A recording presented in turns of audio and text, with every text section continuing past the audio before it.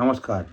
পশ্চিমবঙ্গে যে বিধানসভা গত বিধানসভা নির্বাচনে ভোট প্রার্থীদের নিয়ে, তাদের অ্যাক্টিভিটি নিয়ে, তাদের খাদ্যাভ্যাস নিয়ে এবং ভোটের পরে বিধানসভা ভোটের রেজাল্টের পরে সেই বিধানসভা ভোট সম্পর্কিত কিছু তথ্য নিয়ে আমাদের যে চ্যানেল ডক আফটার ডিনার, সেই ডক আফটার ডিনার চ্যানেলে আপনাদেরকে স্বাগত।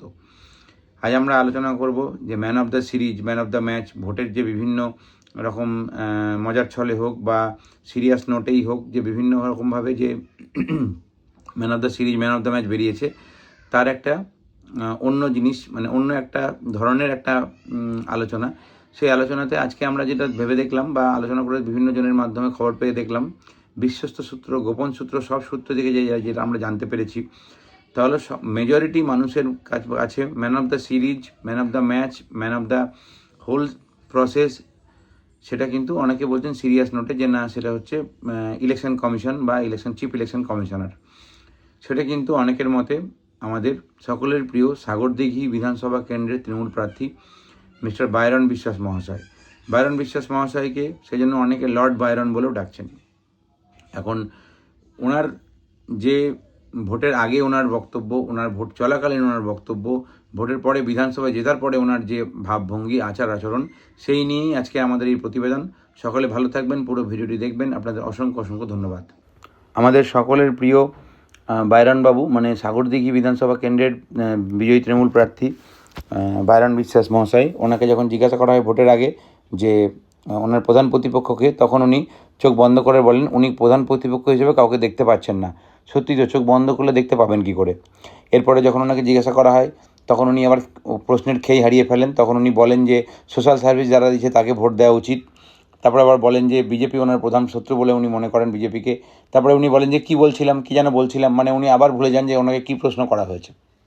তারপরে উনি সাগরদিঘির মানুষের কাছে অনুরোধ করেন তারা যেন এগ্রিমেন্ট করিয়ে নেন সেই সমস্ত নেতা নেত্রীদের কাছে যারা ওনার সঙ্গে ভোটে দাঁড়িয়েছেন, তারা যেন এগ্রিমেন্ট করে নেন এবং লিখিত নিয়ে নেন যে কী কী সাহায্য বা কী কী উপকার তারা জনগণের জন্য করবেন।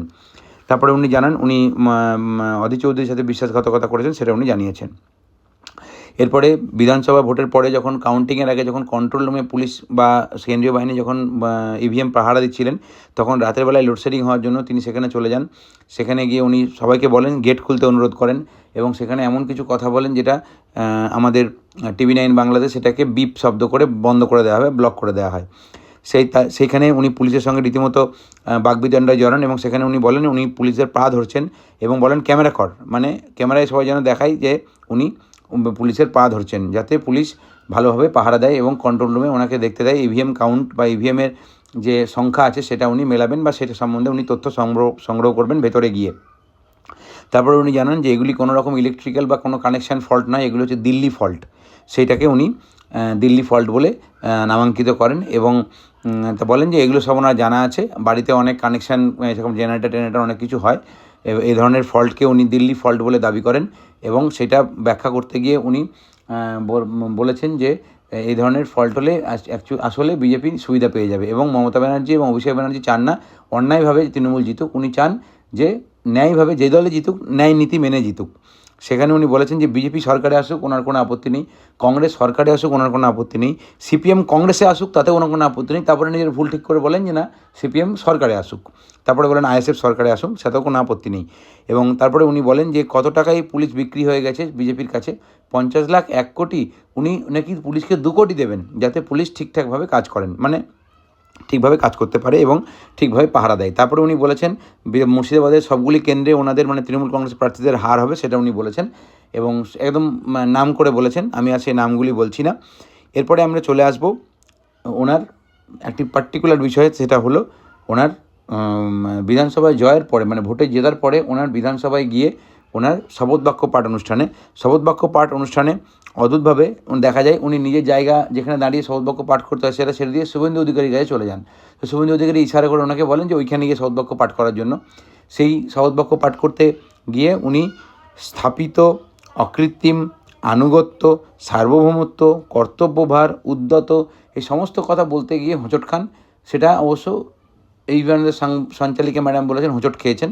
উনি কি হোঁচট খেয়েছেন, না খাবি খেয়েছেন, নাকি অন্য কিছু খেয়েছেন, যার জন্য উনি এই জিনিসগুলি এই সমস্ত শব্দগুলি উচ্চারণ করতে পারছেন না, সেটা আমরা জানি না। কিন্তু উনি হোঁচট খেয়েছেন বলেই আমরা ইউপি আনন্দের সঞ্চালিকা ম্যাডামের কাছ থেকে জেনেছি। এখন বাইরানবাবু, আপনি সাগরদিঘি মানুষের জন্য অনেক করেছেন। আপনার আগামী 5 বছর খুব ভালো কাটুক, সাগরদিঘির জন্য খুব ভালো কাটুক।